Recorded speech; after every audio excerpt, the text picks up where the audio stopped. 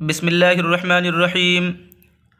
محترم اور معزز ناظرین کرام، اس سے پہلے مولانا سعد صاحب کے متعلق دارالعلوم دیوبند کا فتویٰ آیا تھا، جس میں ان کو گمراہ اور اہل سنت والجماعت سے خارج بتایا گیا تھا۔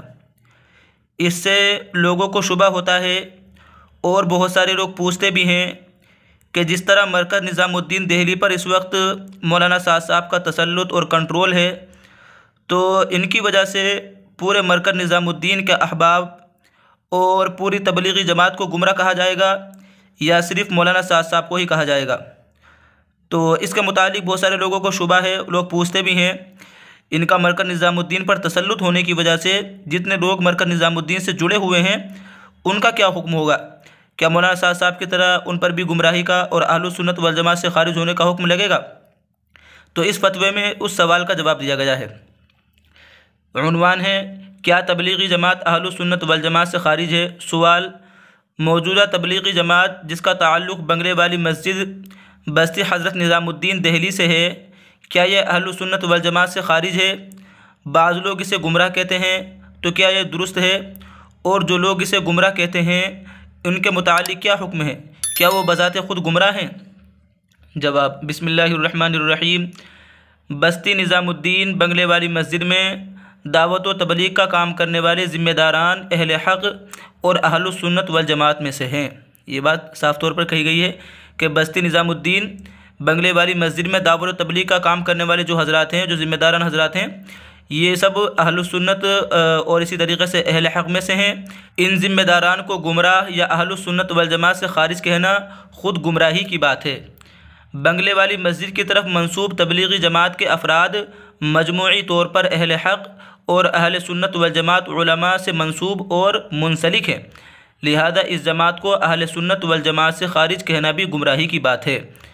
ہاں، تبلیغی جماعت میں شامل کوئی شخص انفرادی طور پر غلط فکر یا غلط عقیدے کا حامل ہو تو یہ الگ بات ہے کہ اگر کوئی شخص جو ہے اگر غلط فکر کا یا غلط عقیدے کا غلط نظریہ لے کر کے چلتا ہے تو اس کے بارے میں الگ حکم لگایا جائے گا، لیکن اس کی وجہ سے پوری جماعت کو گمراہ نہیں کہا جائے گا۔ جس طریقے سے اس سے پہلے مولانا صاحب صاحب کے متعلق فتویٰ آیا ہے تو ان کی وجہ سے پوری جماعت کو گمراہ نہیں کہا جائے گا، کیونکہ اس کے بارے میں بتایا انہوں نے کہا ہے کہ پوری جماعت جو ہے اہل حق اور اہل سنت والجماعت علماء سے منسوب ہے اور منسلک ہے۔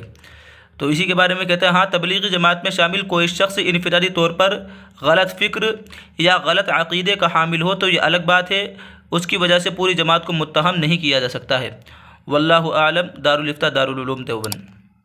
آپ حضرات کی مزید اطلاع کے لیے بتا دیں کہ اس سے پہلے دارالعلوم دیوبند کی جانب سے مولانا سعد صاحب کے متعلق جو فتویٰ آیا تھا اور اس کی ویڈیو جو ہے ہمارے چینل پر اس سے پہلے موجود ہے، تو اس میں جو ہے ان کے افکار و نظریات کو تفصیل سے بتایا گیا تھا۔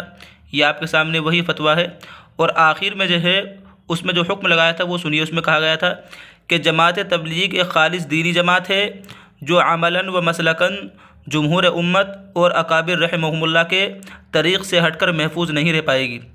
انبیاء کی شان میں بے ادبی، فکری انحراف، تفسیر بالرائے، احادیث اور آثار کی منمانی تشریحات سے علماء حق کبھی متفق نہیں ہو سکتے اور اس پر سکوت اختیار نہیں کیا جا سکتا، اس لیے کہ اسی قسم کے نظریات بعد میں پوری جماعت کو راہ حق سے منحرف کر دیتے ہیں، جیسا کہ پہلے بھی بعض اصلاحی اور دینی جماعتوں کے ساتھ یہ حادثہ پیش آ چکا ہے۔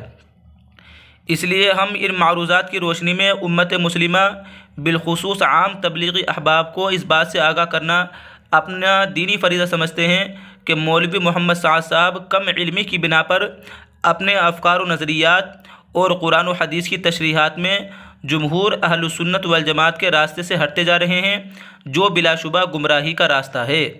اس لیے ان باتوں پر سکوت اختیار نہیں کیا جا سکتا، اس لیے کہ یہ نظریات اگرچہ ایک فرد کے ہیں لیکن یہ چیزیں اب عوام الناس میں تیزی سے پھیلتی جا رہی ہیں۔ جماعت کے حلقے میں اثر و رسوخ رکھنے والے معتدل مزاج اور سنجیدہ اہم ذمہ داران کو بھی ہم متوجہ کرنا چاہتے ہیں کہ اکابر کی قائم کردہ اس جماعت کو جمہور امت اور سابقہ اکابر ذمہ داران کے مسلک و مشرب پر قائم رکھنے کی سعی کریں، اور مولوی محمد سعد صاحب کے جو غلط افکار و نظریات عوام الناس میں پھیل چکے ہیں ان کی اصلاح کی بھرپور کوشش کریں۔ اگر ان پر فوری قدغن نہ لگائی گئی تو خطرہ ہے کہ آگے چل کر جماعت تبلیغ سے وابستہ امت کا ایک بہت بڑا طبقہ گمراہی کا شکار ہو کر فرقہ ضالہ کی شکل کو اختیار کر لے۔ ہم دعا گو ہیں کہ اللہ تبارک و تعالی جماعت کی حفاظت فرمائے اور اکابر کے طریقے پر اخلاص کے ساتھ جماعت تبلیغ کو زندہ جاوید اور پھلتا پھولتا رکھے، آمین ثم آمین۔ اس کے بعد جو ہے سب حضرات کے دستخط ہے۔